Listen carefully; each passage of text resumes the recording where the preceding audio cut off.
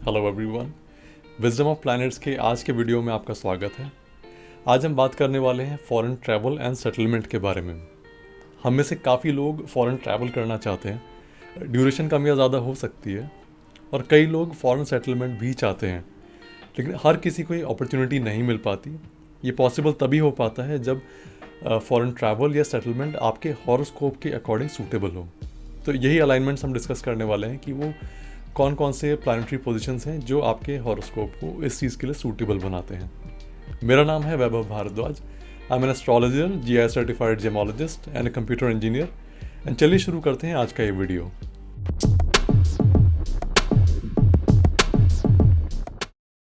पहले अलाइनमेंट पे आते हैं और यही सबसे ज़्यादा प्रोमिनेंट इंडिकेटर भी है फॉरेन सेटलमेंट का। एस्ट्रोलॉजी में 12 हाउसेज होते हैं। इसमें से जो फर्स्ट हाउस है ये सिग्निफाई करता है आपको, you, your physical body, you as a person. And जो 12th हाउस है वो सिग्निफाई करता है फॉरेन लैंड को। जो सबसे ज़्यादा प्राइम इंडिकेटर है हाउस फॉरेन लैंड का, दैट्स द 12th हाउस। तो अगर फर्स्ट हाउस का लॉर्ड, जो आपके लग्नेश हैं, असेंडेंट लॉर्ड हैं, वो 12th हाउस में चले जाएं, तो it is the strongest indication कि आपका फॉरेन सेटलमेंट ऑलमोस्ट तय है। सेकंड अलाइनमेंट होता है 12th हाउस का lord in the first house. ये भी फर्स्ट एंड 12th हाउस के बीच में एक कनेक्शन इस्टेब्लिश कर रहे हैं। Although because 12th house is a negative house in astrology, तो उस 12th हाउस की नेगेटिविटी भी ये थोड़ा फर्स्ट हाउस में ले आता है साथ में। लेकिन if we leave that part, अगर हम केवल फॉरेन सेटलमेंट को कंसिडर करें तो this is a strong alignment. अगला अलाइनमेंट आता है फर्स्ट हाउस का lord in the 9th house. 9th house को कहते हैं एस्ट्रोलॉजी में the house of long distance journeys.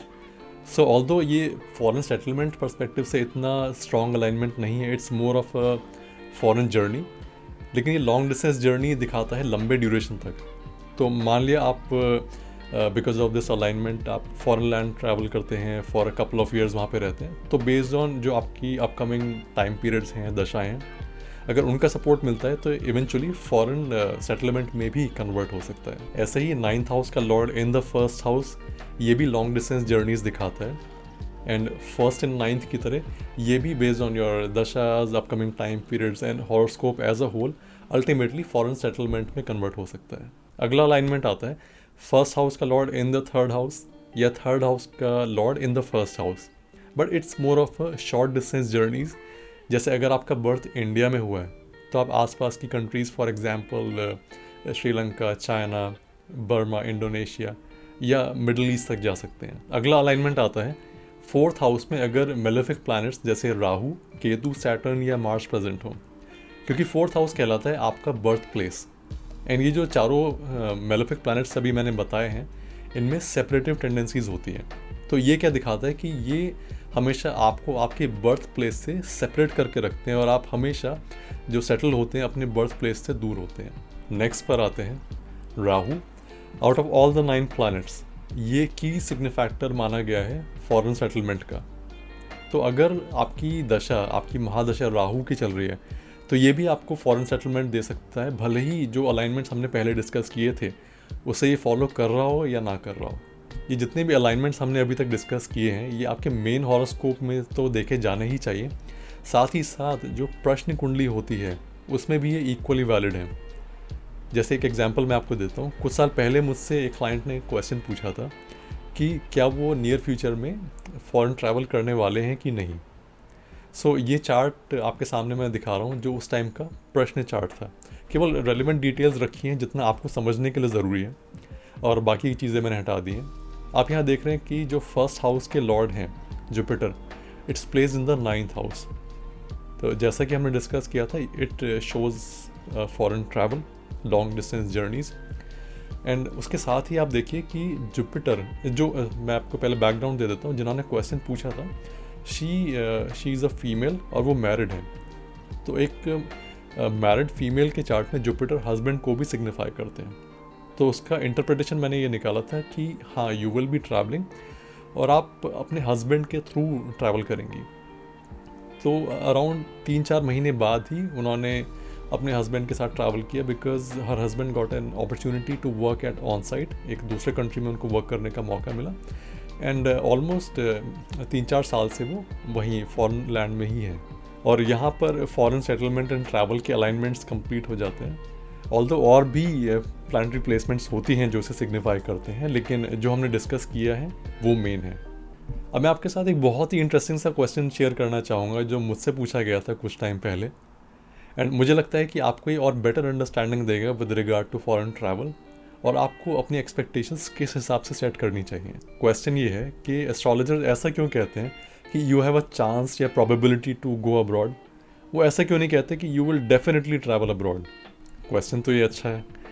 इसे समझाने के लिए मैं थोड़ा सा टेक्निकल जा रहा हूँ, थोड़ा मैथमेटिकल। किसी ने भी अगर कंप्यूटर्स पढ़े हैं या इलेक्ट्रॉनिक्स पढ़ी है तो उन्हें तो ये आराम से समझ में आ ही जाएगा।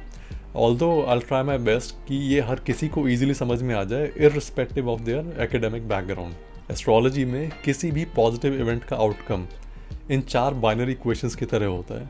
बहुत सिंपल सी 4 इक्वेशंस हैं।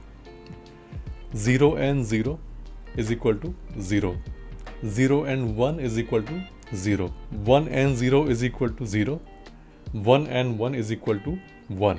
अगर हम पिछली इक्वेशंस को देखें तो इसमें 3 कॉलम्स ऐसे हैं जहाँ पे नंबर्स प्रेजेंट हैं, कॉलम 1, कॉलम 2 एंड कॉलम 3।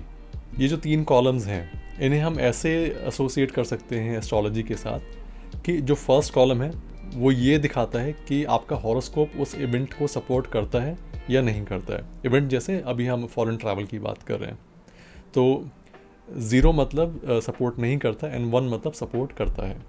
फिर जो सेकंड कॉलम है वो ये दिखाता है कि क्या आप उस इवेंट को फुलफ़िल करने के लिए रिक्वायर्ड एफर्ट्स करेंगे या नहीं करेंगे, जिसे हम फ्री विल कहते हैं या कर्म कहते हैं। सो 0 मतलब आप वो कर्म नहीं करेंगे एंड 1 मतलब आप वो कर्म करेंगे।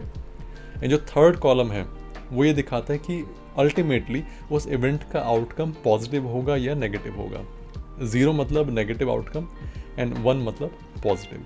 सो इन इक्वेशंस को अगर हम एस्ट्रोलॉजी में कन्वर्ट करें तो ये क्या बनती है कि हॉरोस्कोप डजंट सपोर्ट एंड आप भी रिक्वायर्ड एफर्ट्स नहीं करते हैं तो आउटकम ऑब्वियसली नेगेटिव होगा।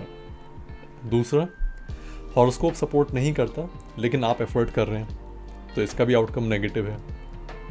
जो थर्ड है कि हॉरोस्कोप तो सपोर्ट करता है लेकिन आप उस इवेंट को फुलफ़िल करने के लिए एफर्ट्स ही नहीं कर रहे तो इसका भी जो आउटकम अल्टीमेटली निकलेगा वो नेगेटिव ही निकलेगा।